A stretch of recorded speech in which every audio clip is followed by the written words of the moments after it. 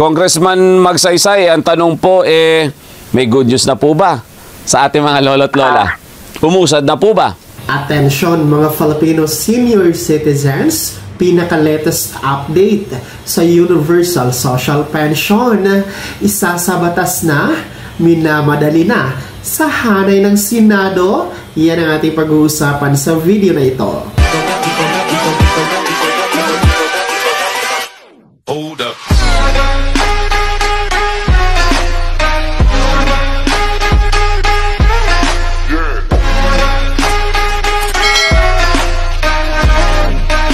Hello mga ka-vlogs! Welcome dito sa aking YouTube channel. Magandang araw po sa lahat ng mga manonood. Saan po kayong dako sa mundo? Kumusta mga ka-vlogs?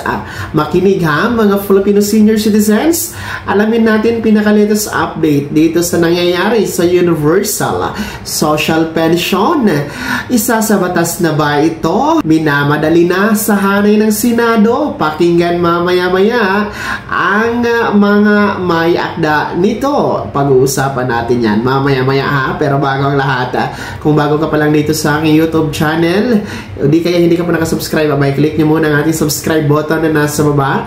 Huwag nyo kalimutan na pindutin ang notification bell, ilagay niyo po sa all para naman updated kayo sa lahat ng mga videos na aking i-upload. So eto na mga senior citizens, makinig dahil atin pong pakikinggan si Congresswoman Milagros Aquino Magsaysay, ang Vice Chairperson dito sa Committee on Senior Citizens at isa sa may akda dito sa Universal Social Pension Bill. Ang latest update na ito ay base po sa kanyang panayam sa teleradio serbisyo kung saan po minamadali na sa hanay ng Senado ang Universal Social Pension Bill. Pakinggan po natin, narito ang buong update sa Universal Social Pension. Congressman Magsaysay, ang tanong po may good news na po ba sa ating mga lolo't lola? Umusad na po ba? Ay, alam mo, talagang ang mga senior citizen nagdadasal talaga kasi 8 buwan na natulog sa Senado. Ngayon wala pang aksyon. Kaya talagang nagtiyaga na nag-antay ang mga nakatatanda. Mukhang hindi na sila makapag-antay dahil walang 8 buwan na, so nag-rally na po ng isang araw. Opo. Napag-alaman namin na nandun pa sa committee ni Senadora Amy Marcos. So sana naman nakausap naman namin siya. Hopefully ilabas na niya ngayon. At sabi naman ni Senate President Chis Escudero, aabot pa naman. Opo. Kung mailabas ngayon hanggang next week. So sana naman maawa si Senator Amy Marcos sa mga nakatatanda at aksyonan na niya sa committee niya, kasi nasa committee pa aksyonan na niya sa committee itong Universal Social Pension kasi talagang itong pinakamimithi, itong pinakaaantay ng mga nakatatanda na lahat na ng seniors ay tatanggap na ng buwanang pension. Opo.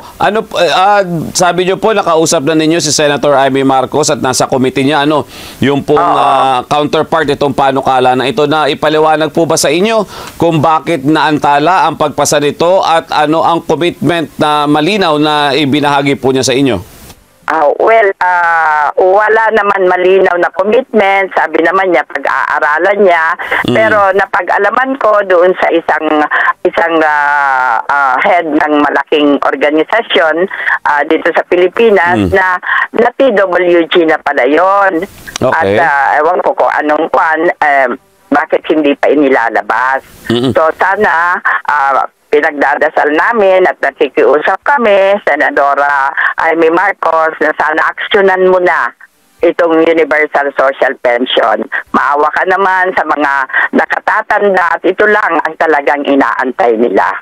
Ang counterpart niyo po dyan, kung di ba yung bill ni Senator Risa Ontiveros, yung 1.5 naman yung kanya, 1,500? Oo, pero si Senator Bong Revilla, ang ano niya, yung version ng Congress, yun din ang kinain niya. Kaparehas po. Kaparehas po na sa inyo. Ayan. Opo. Yes, parehas. Kung yung hinihingi natin ay 1,000 na pension sa lahat ng senior citizens. Di po ba?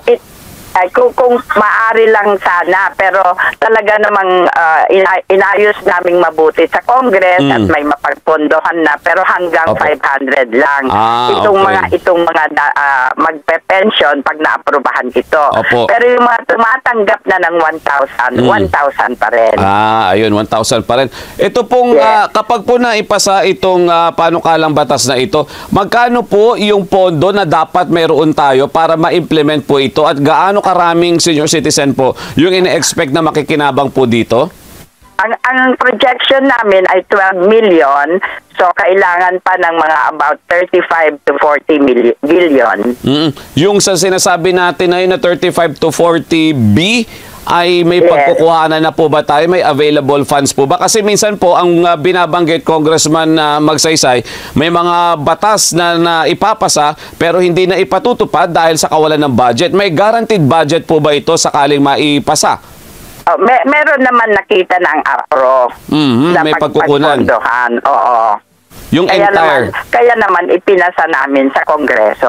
Opo. Ibig sabihin, kapag maipasa, hindi question yung budget dahil may nakita na kayo na pagkukuha ng 35 to 40 B.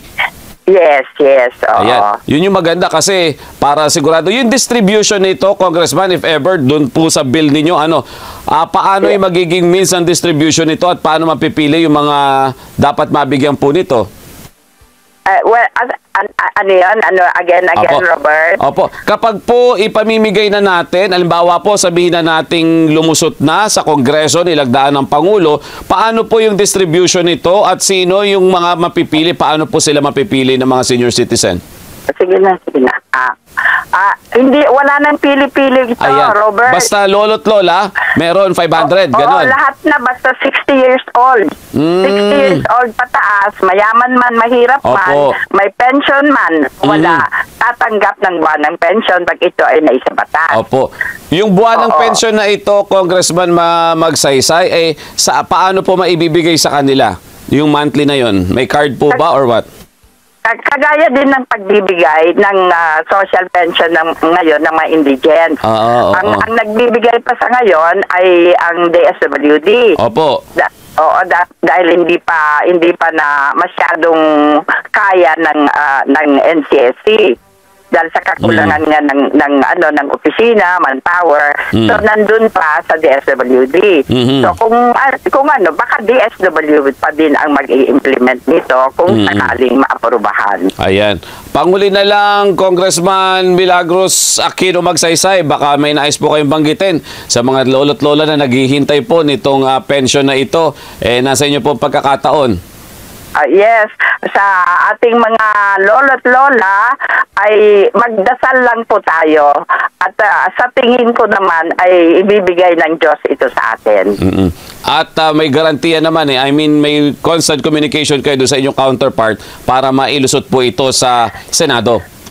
Yes, open naman ang communication namin sa Senate. Ayan, maraming salamat po Congressman Milagros Aquino Magsaysay. Maraming salamat, Robert.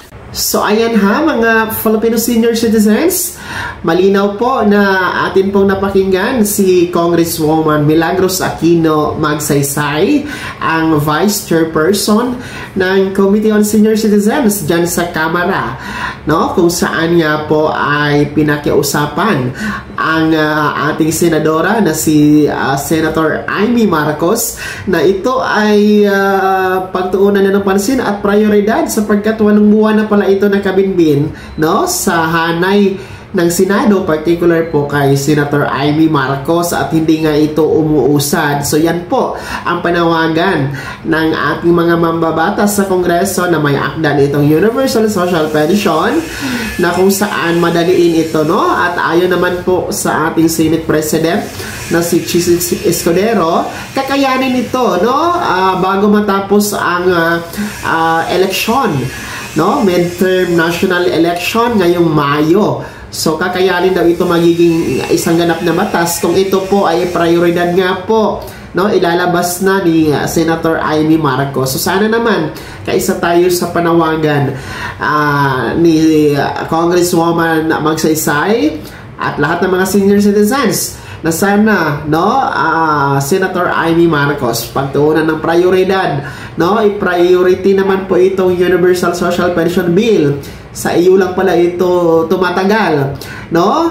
Bakit hindi ito nabigyan ng prioridad? So sana ay aksyonan na ito at maging isang ganap na batas na, no, bago pa man magtapos ang termino ng ibang mga mambabatas, particular sa Senado, no, kung hindi pa pala rin ngayong national and midterm election. So yun update yan mga lolo at lola, na malaking chance naman pala na maging batas itong Universal Social Pension kung ito ay papasa dyan sa Senado. Antayin natin ang update nito sa mga susunod na mga araw, no, kung ano ang sagot at aksyon ni Senator Amy Marcos. Kayo, mga senior citizen, ano po yung komento? Ano yung reaction sa balitang ito? I-komento nyo na sa comment section na nasa baba. Pakilakip ng inyong pangalan at kung taga saan kayo. Bago ako magtapos sa video na to, kung gusto nyo po sumuporta sa aking YouTube channel, maaari nyo pong i-click ang ating super thanks button na nasa baba. Sa mga gusto maging miyembro, pwede po i-click nyo po ang ating join button. Maraming perks dyan mga ka-vlogs. Be my member now. Sana'y naging gabay ang video na to kahit paano na pag-uusapan natin ang mga mahahalagang bagay-bagay na may kinalaman sa ayuda, programa at benepisyo ng mga senior citizen. Kung hindi ka pa nakasubscribe dito sa aking YouTube channel, maaari nyo nang i-click ang ating subscribe button na nasa baba. Huwag nyo kalimutan na pindutin ang notification bell, ilagay niyo po sa all para naman updated kayo sa lahat ng mga videos na aking i-upload.